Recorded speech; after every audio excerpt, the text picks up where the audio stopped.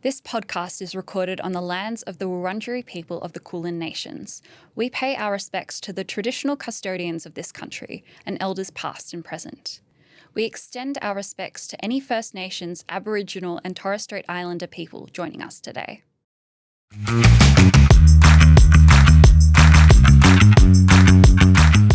Welcome to today's episode of No Spoons to Give, the podcast where we explore life's ups and downs with neurodivergence, chronic illness and disability, and chat with the voices that make our community so wonderful. Hi Larissa, how are you going today? I am going great. I just flew in, had a great flight this morning, got some books at the airport, and I'm ready to go. How are you? That sounds like a good morning. I am doing okay, having a bit of a pain day today, but I am very excited to be here chatting with some very exciting people. It's always good to have a little distraction, hopefully from the pain. Always. I love a distraction. Have you got a recommendation for me today? I do have a recommendation for you today. It's a book, surprise, surprise. It's called Late Bloomer by Clem Bastow, and it's a warm and witty coming-of-age memoir about the author's experiences of growing up as an undiagnosed autistic child and young adult. I just loved it. It was so honest and just like such a journey to go on from like a child to an adolescent to where they are now. And yeah, can't recommend it enough. That sounds super interesting. And as someone who was late diagnosed as autistic, would love to check that book out. And I know there's so many people in our community as well who'd probably love that recommendation too. So thank you very much. Oh, my pleasure. What about you? Do you have a recommendation for today? I do. And I'm up to my usual habits with the podcast recommendation. Oh, I love that. So I have got a podcast episode with the Imperfects. It's called Autistic in a Non-Autistic World, and it's got Fern Brady on it. So she is an autistic comedian. I believe she's Scottish, and she's so hilarious as a comedian, but she also shares her experience as an autistic person. And yeah, I love listening to Fern. It was just a really great episode. She did a really good job of describing to non-autistic people just like what life can be like. And like the overwhelming things like lighting or sound or just those little things that can sort of add up and sometimes just really mess with your day a bit. But yeah, definitely recommend checking that one out. Yeah, that sounds fantastic. Thank you so much. From what I've seen of Fern Brady, like what a superstar. So very excited to listen. She is great. Fern, if you're listening, please come to Australia. I'm very excited today because we're going to be chatting with the brilliant brain behind Spoony. We've got our founder and CEO, Nicholas Carlton, in here today, known to us as Nick. And we want to chat with him and do a deep dive into his personal journey, his professional journey, and just chat all things Spoony. Welcome, Nick. Super excited to be here. Long-time listener, first-time caller, big fan. Love that. Well, thank you. We've got a long wait list to come on the show, so we were able to slot you in today. Yeah. For anyone who doesn't know you, I mean, we obviously work with you every day and know you quite well. For anyone who's listening for the first time and doesn't know the story behind Spoony, who are you? Who am I? Who's Nick? That's a good question. I'll let you know when I find out. It's definitely been like quite the journey to get to this point, and starting Spoony and working with you guys. It's definitely not where I expected to be. I guess it starts from like way back, when I was a kid. I was writing software. I was programming as a kid. I was always like that nerdy kid that was into computers and into making movies, that kind of thing. I mean, I never took the coding like very far. So I definitely I should qualify that and say that I was never like a software engineer or an amazing coder or anything like that. Like I was just basically, I used to write like prank apps. So like I used to write like software that would move the start button at the, on my sister's computers, or like keylogger software that would like. That's so good. Yeah. That, sound like a terror. Just to like annoy my sisters. I have 3 sisters growing up. But yeah, I eventually like went into the arts and went into filmmaking. I ended up working in advertising, then found my way working in the social impact space, doing creative and advertising for political parties and for NGOs. And then I suddenly at the age of 32, I became really unwell, just pretty much overnight, developed a chronic illness, and it completely changed everything for me overnight. Like went from, living like a really busy life that any like early, like young 30-something-year-old lives, traveling around, a lot for work, riding a bicycle, swimming. But suddenly, like I wasn't able to get out of bed, and like I was eventually, essentially bedbound for a couple of years. Had to stop working. My whole world shrunk, and I got to experience the really profound social isolation that people with chronic illness and disability sadly grapple with every day. And it always stuck with me as a problem that urgently needed solving. I think it's a problem. It's a problem that if we can solve it, can really transform the lives of millions, maybe billions of people around the world. Fast forward a couple of years, and I had the idea for Spoony, and I really wanted to do something that, to do something that would help people like me. This is like a platform that I, would have really loved to have had when I first started out on my health journey. And it's been a wild ride. As you guys know. Thanks for sharing that. It sounds like sharing. Like it's like obviously like we've spoken before about like your health journey and everything before, but like if I think of people like my friends are 30, 31, 32, it's like a really busy time of your life, and it's just like for a lot of people it's like all systems go, and for that to then just come to a grinding halt, like did it feel like the world just kept going and you were just kind of like totally stuck? And it's just not like I'd never really thought about like my health until that point. Like you don't really, I think for a lot of people, like you don't think that disability or chronic health conditions, have anything to do with you, and you're just like going about, living your life, which is great. Like, like I don't necessarily think that you need to be walking around thinking that like, oh, I could become disabled at any moment. But it was so unexpected. Like I just like randomly developed this weird stomach bug, and basically out of nowhere. And it wasn't even like a really serious illness. Like it's something that I got over. Well, not got over, but like that acute period, like it sort of passed, within 3 days. But my body just never recovered from the trauma of that stomach bug, and I still don't really know like what happened. Like there's obviously, and the doctors can't really tell me, but there's obviously something, bigger that happened in my body. But it completely just, knocked me over, and, it was like a really big shock, right? To suddenly like not essentially not be functional like as a young adult. Like I would like, be trying to do the laundry or like trying to go and do grocery shopping, and I would just be like absolutely exhausted and like completely floored. Like I had run like a marathon, and like that's a like complete shock. Like, and I think unless you experience that, you really don't like understand just how disorienting that can be. Yeah, it's just such a jarring experience, especially like for it to happen so quickly. Yeah, it's like the complete total failure of your body, to really like to function. Yeah. Yeah, and particularly being bedbound too, that is such a different space to be in than what you had been used to. I know that for a lot of people that is like one of the loneliest times, because who can understand what that is like except, well, for other people who go through it. But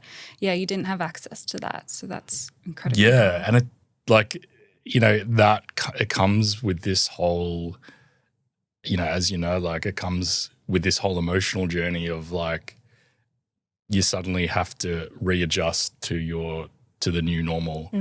And you go through this period of like mourning, you mourn like the life that you had, like I was, in a full-time job, would go out on weekends socializing, even just like being able to ride a bike and, go for swimming. I used to be like a competition swimmer in high school as well. And suddenly like to not be able to do those things, it actually took me years to really accept that. And also, and, you know, one of the big things for me was like accepting that, like, I was so career oriented, and like always had really big ambitions for what I wanted to do with my career. You know, I was working in politics, but I also was a filmmaker. I'd worked on TV shows, like some big TV shows like Wentworth. And I was on track to be directing TV drama, which is a really, really physical job. And a very competitive space. So like to Super be competitive. on track for that is huge. Yeah. And and I had I had a successful career directing TV commercials. And to suddenly realize that that's not something that I'm going to be able to do, you know.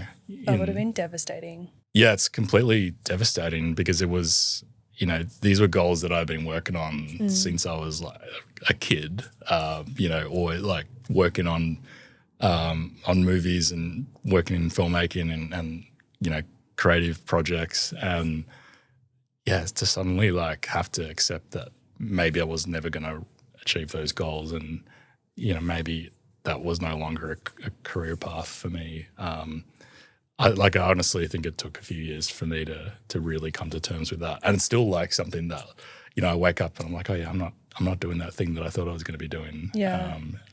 It's big change. Yeah. How did you go about, like, it sounds like potentially for you, like your career was such a big part of your life, and like I'm guilty of this too, like you tie it into your identity and you love what you do and it becomes a big part of you. What was it like communicating an illness that you didn't quite understand to like your colleagues and like your managers or your boss, or like that would have been pretty isolating as well?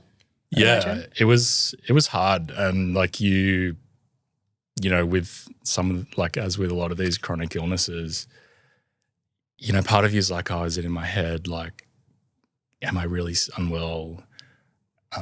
But then, you know, the proof is really, you know, in your day-to-day experience. Like, and I was like literally unable to do, you know, a certain amount of things. And yeah, so I eventually had to resign from work, and I, you know, had to tell my boss that I wasn't able to keep doing my job. I think I took like 6 months of sick leave. I basically exhausted all my sick leave, and then exhausted all my annual leave. I may have gone down to like half time and then like completely on sick leave. And then, yeah, you know, it was clear that I wasn't going to be able to come back. But I think for a lot of my friends and for a lot of my work colleagues, I think I essentially just disappeared. And they sort of disappeared for me as well. Like suddenly I didn't see them every day. Like, you know, you make a lot of friends at work, and like suddenly I wasn't there anymore. And that sort of day-to-day social contact and, you know, interactions, like suddenly was like completely missing in my life. And it was not something that like, it wasn't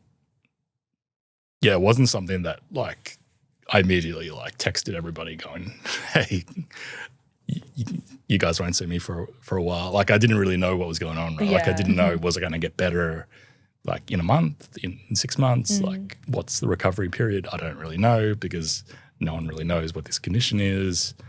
So the prognosis was super unclear, and like my future was super unclear.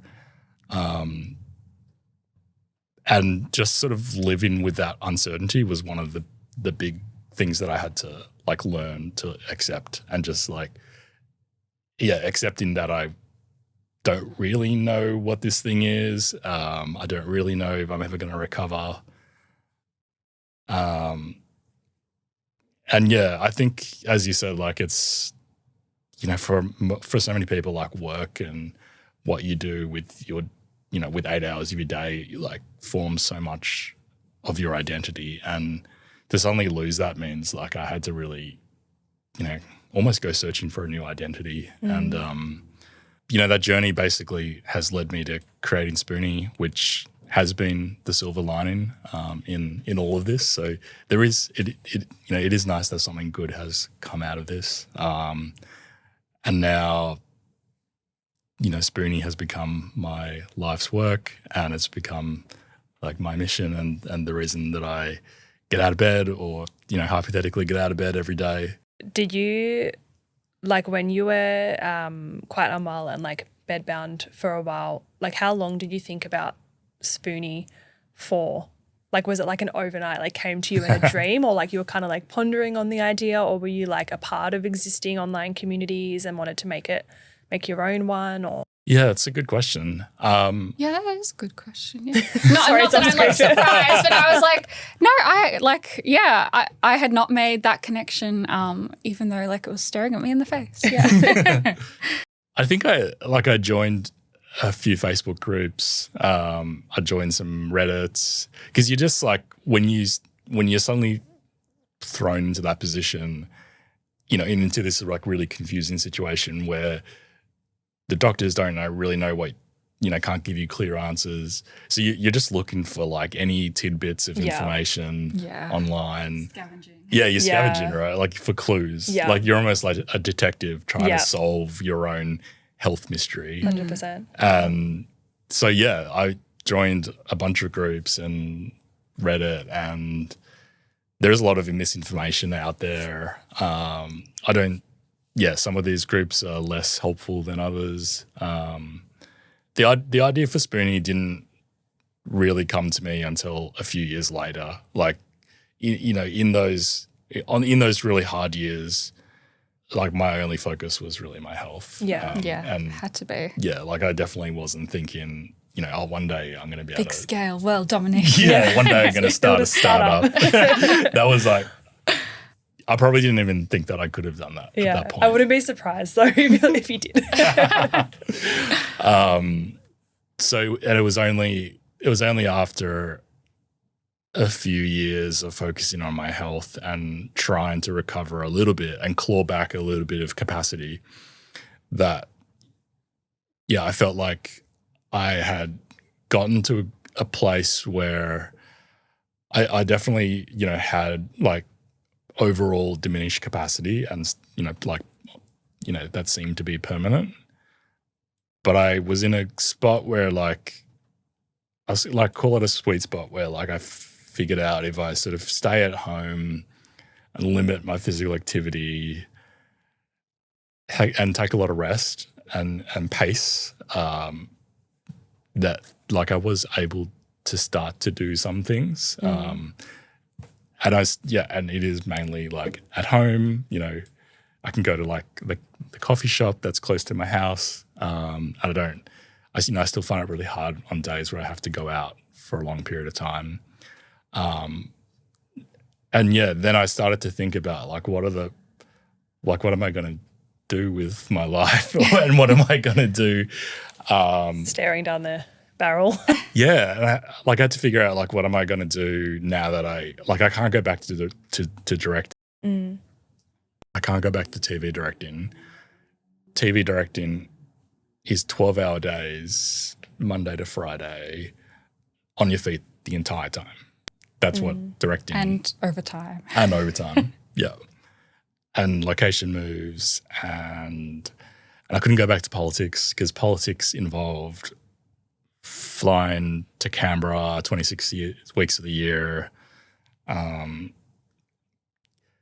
So I think the idea came to me that like I could do something in technology. More than just infiltrating your sister's laptop. Yeah, that was more than just like pranking, and like I was able to, draw on like, my love for computers and for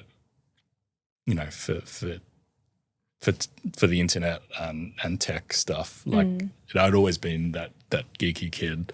So like that geeky kid was still there, and I started to really think about like what are the problems that I could solve that I've had personal experience with, and that a tech solution like could work to try and solve these problems. And Spoony Spoony wasn't the first idea I had.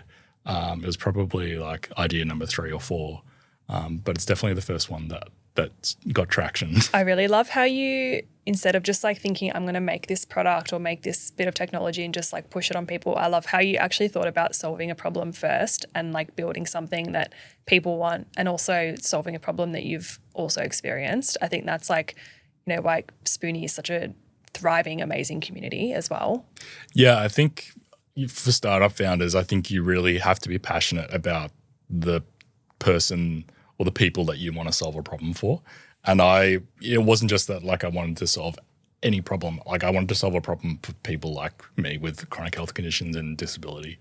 Like I wanted to do something with with my time and my life, and the capacity that I had that helped, this community. And I think I even like literally just wrote a list of like what are all the problems that people with chronic health conditions and disability have to deal with, and that's sort of how the idea for Spoony came about. I love that so much. Yeah, such an organic idea, like coming from your own experiences and being able to really look at this big problem from the perspective of someone who's actually gone through it, rather than just like trying to tackle a mountain you don't even know anything about. Yeah.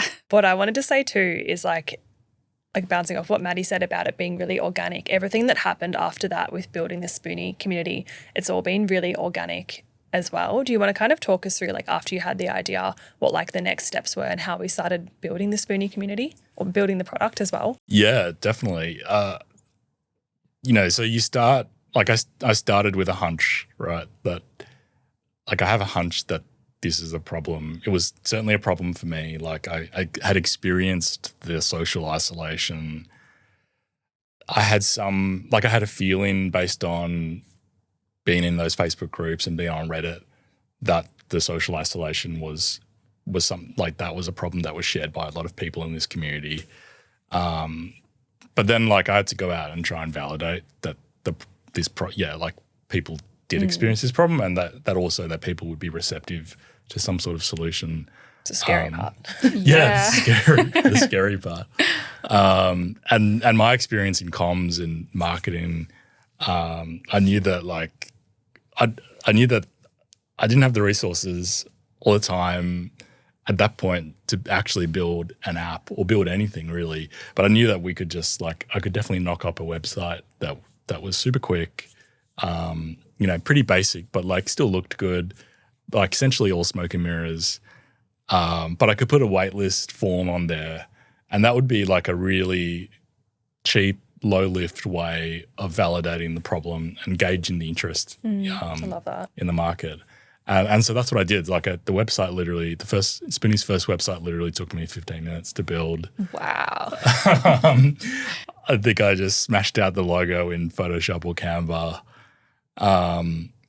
Put the waitlist up in type form. It wasn't super complicated. Had some mock-ups that were purely like hypothetical, but they were like suggestive of like what the app could eventually be. And then once the website was up, then I had to like get it in front of people. And I knew that TikTok was big in this community. Like I had read a lot of articles at the time about how people were discovering that they have ADHD or autism like on TikTok. So I had a hunch that TikTok would be the natural place to test the concept. So that's when you and I connected because I was looking for a, younger person than myself, who's not that old still, but like on the cusp of Gen Z. Jesus. Not coping with getting older. Yes. Yeah. Yeah, exactly. Sorry. Yeah, I knew I didn't see you doing any TikTok dances lately. Yeah. Admittedly, like I hadn't actually spent much time on TikTok at that point. I wanted to find someone that knew TikTok a little bit better than I did, that was younger than me. We started working together. I remember you put out some TikToks, or maybe it was just like one TikTok at that point. What was it? I think we started doing, I remember the very first one we posted like kind of flopped. And then yes, the That's next an one, honest moment here on this podcast. We're being honest. We're always honest, but this is very rude. The first one was like like the more scripted one. Yeah, that was my idea. That then was a bad idea. And then the second one, The horse. I was actually staying in an Airbnb with like a little Shetland pony, like mini horse. And I just, it was just like unscripted and just it was pretty casual. And that one, I think we started getting a lot of waitlist signups from that. Yeah, I remember we had the Slack integration and with the waitlist, and the moment we started to we ran that TikTok as an ad, suddenly the Slack started to ping on my phone. Yeah. I don't know if it was the same for you. Yeah, it was the same for me. It just started and it was like one every second. Yeah, it was a lot. I didn't know what was going on. I thought I'd broken it or something, or I didn't know. I was learning all the tech tools and everything, and I was like, "What is this?" Yeah, I'd never seen anything Every like second, it, yeah. and still have never seen anything like it. Yeah, That's amazing. that's your validation, right there. Yeah, Yeah. It was incredible, an incredible moment, right? Yeah, it was really exciting. Yeah, it was really exciting, and I think it was clear from that point that we're onto something. But then was the hard part. Then I had to figure out how do we put a team together? How do we actually build this app and deliver on this promise that we had made to people that this would exist? But it was an amazing journey because over the course of 2024, we built out the waitlist to 42,000 people. Wow. And the incredible thing about having such a big waitlist, which was really the beginnings of the community that we started to build in February of 2024, was that we were able to really, draw on the community to really deepen our understanding of the problem. We were able to test concepts, around the app and test different ideas, and we basically, ended up I would say that we were co-designing the app with the community. Definitely. Which was super exciting. Yeah, it was so cool to have the community, that wait list that we built and all those names that we had on there, they essentially became the North Star of what the app was going to be like, and asking people what features they wanted and the branding. I can't even imagine if we didn't have all that feedback from the start, we might have a totally different product that people might not have liked or something. I just think, it was so smart that you brought the community along for that journey as well, and just really helped. And they still co-build. We did it. It was a team effort. Thank you. I think they love being a part of it too. Still to this day, everyone's so active with our surveys and giving us feedback. It's amazing. It meant that people were really invested in what we were building and really invested in the outcome. And by the time we actually launched the app, the iOS in September and then Android in October of 2024, we hit the top 15 charts, of social apps. I think purely because we had built all this hype, we'd built all this demand that we knew was right there, and then we were able to leverage that as soon as we launched. I think what we learned over the course of 2024 was how powerful listening to the community can be, and the power of community. And I really see Spoony as not just an app building company. We're a community building company. Yeah. An app just happens to be the most efficient way to build a community, a global community in 2025. Maybe it'll be different in 10 years' time. Maybe we won't be building an app anymore. I don't know. I mean, I think technology will always play a role, but we are really a community building company first. That's what you guys do so beautifully every day is build the community. And so I think it's been incredible to watch. Yeah, I really feel the app is the hub where all of our Spoonies hang out, and I really agree with what you said. The community is just the North Star, and the community is what we are at Spoony. I imagine in 10 years we'll all be wearing VR goggles, hanging out at everyone's in their beds, with the goggles on, hanging out or something. That could be the new version of an app. That's so cute. It'd be really fun. No flare-ups after. I mean, you never know. 10 years ago, 10 years ago, social networks were were web pages that forums. Used to log on a computer, and that's how most people interacted with a social network. Yeah. And then it became mobile apps. It's, entirely possible that in 10 years, we'll be talking about something else. Yeah. But I think, and that's why I think community is central to everything, and we really like see ourselves as a community building company. Definitely. What's your favourite part about the Spoony community?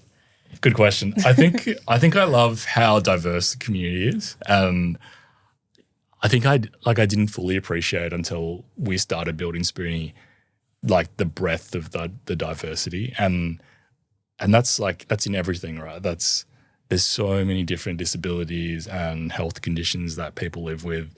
You know, I was the one that personally put together the health database that you see in the app. And there are thousands of different conditions in that database, things that I'd never heard of. And we had a discussion about like whether or not the list was too big, and like we need to just narrow it down on. And we didn't end up culling it really. We just put the whole database up and just being able like learning about all the different things that people live with has been incredible. The breadth of conditions, but also beyond that, like everyone's coming from different walks of life, and there's different gender identities, different sexualities. It's such a diverse and colourful and vibrant community.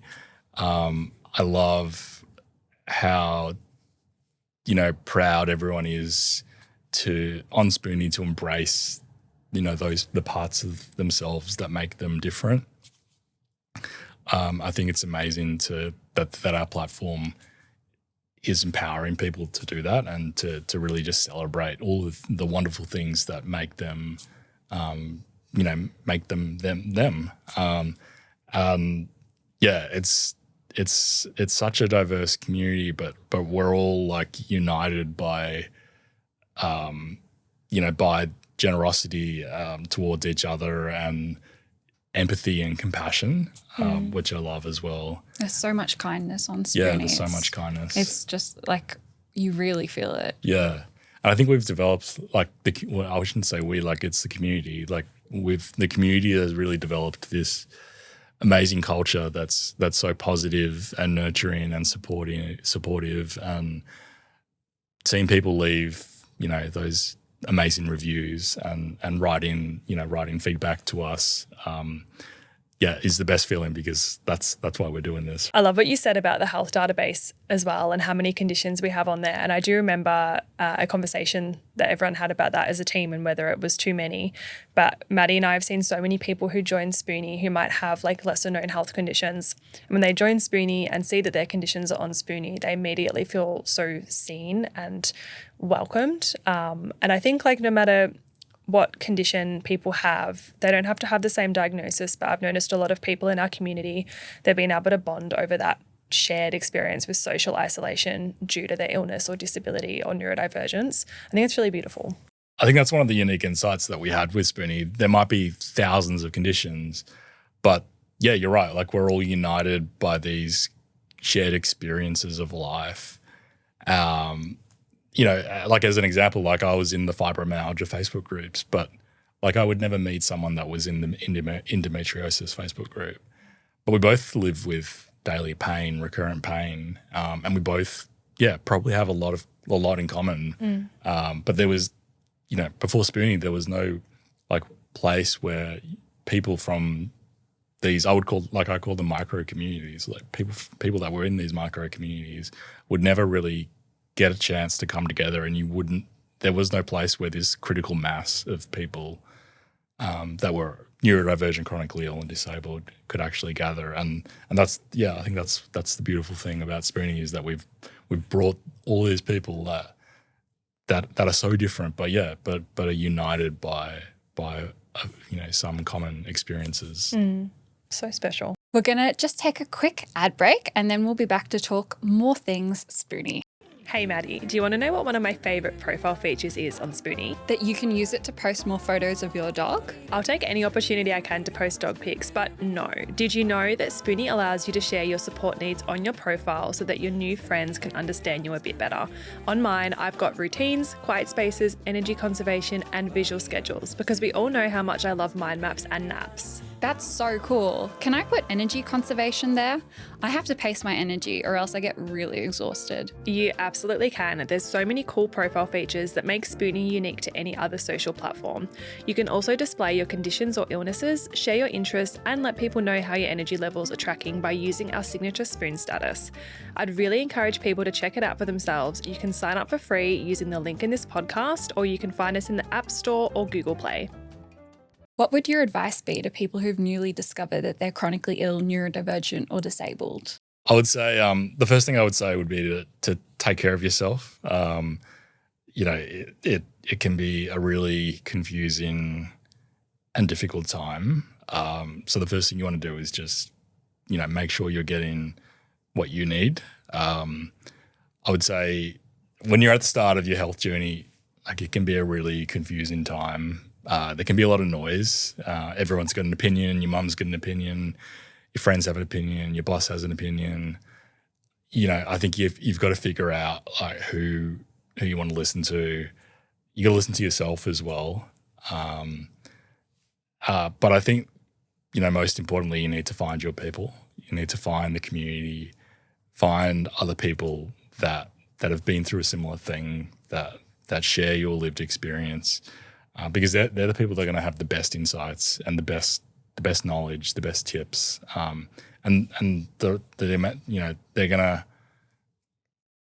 people that are going to be able to support you in the ways that you need, that are going to have the right amount of empathy and compassion, and that's what you need at this point. Like you need compassion and empathy and kindness.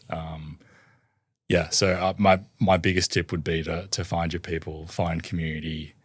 And you can do that at spoony.app. iOS and Android. Yeah. I love that. That's such now. a great answer.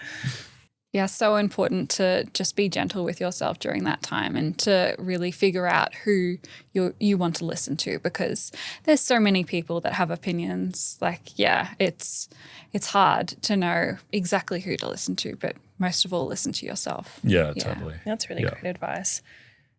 Next question for you. Can you give the Spoony community a little sneak peek on the roadmap for this year? Yeah, the roadmap, the ever-evolving roadmap. I was looking at the roadmap with the team yesterday, and I think we've got 2 years of features planned out already. Wow. There's so much that we want to do. We've already had like a really exciting start to the year with the launch of Match, which was definitely like by far and away the most requested feature. I think like at a high level, like my vision for Spoony is that we try and solve as many problems for this community as possible. Like we're starting with the social isolation, but there's so many different ways that we can provide support for neurodivergent, chronically ill and disabled people. We're looking at, we're looking at the different ways that we can connect Spoonies with the different healthcare services that they need to live a good life. So, that could be psychologists, disability support workers, occupational therapists.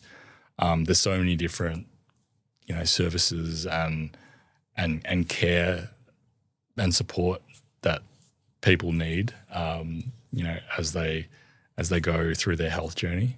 And beyond that, we're thinking about all the different ways that we can empower people to manage their health. So last year we shipped a Spoony journal, which allows people to track and log their symptoms. I think there's so much more we can do with that. Like we might be able to, unlock different insights, potentially powered by AI. We've got so many different ideas that we're exploring. I think we're going to work with the community to figure out like what we deliver next and like what the focus should be on.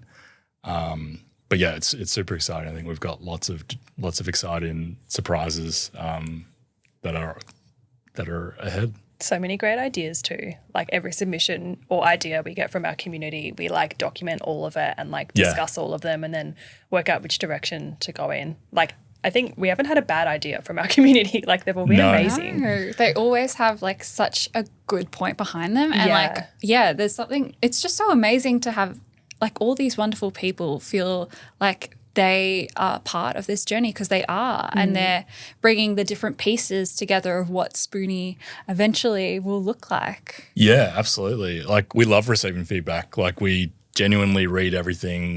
We discuss it. We talk about it, good and bad. Like please, if you listen to this and you have ideas or you have feedback for us, please email us feedback@spoony.app. I was reading this blog post yesterday, and it was saying like bad feedback is better than no feedback. Like no feedback means that nobody cares. Bad feedback, and we do get some bad feedback. Like we know that there's things we need to improve, but it's actually great. Like it means that the community cares, and that's the most amazing thing, is that like people really care about Spoony, and we know that because they send so much feedback to us. It's actually incredible. It's so true. And like even the bad feedback, it gives us a chance to like make it better and know like where to put our energy and resources to improving things. So if you want to send good feedback or bad feedback or any feedback, send it through. Yeah, send the bad feedback to Larissa at Spoony.app and the good feedback to Nick. Send it through. Yeah. Let's go. Good character building. Oh, Nick, it's been so good chatting with you today. Thanks for coming in and hanging out with us. We know you've got a very busy schedule, so we appreciate you coming in. And yeah, I think the community will really love to hear more of your story and all about your journey with Spoony. Yeah, thanks for having me. Really appreciate all the work that you both do. I think you're both doing an incredible job building and nurturing this community. I'm so excited to see where we go next. Oh, thank you. Thank you so much. Thank you so much for joining us. This podcast is brought to you by Spoony, a safe space for neurodivergent, chronically ill and disabled people to make friends and find support. Spoony is the world's very first social app designed with accessibility at its core. If you like this episode, it would mean the absolute world to us if you could hit subscribe or share it with a friend. If you'd like to join our Spoony community, you can download the app on the App Store or via Google Play.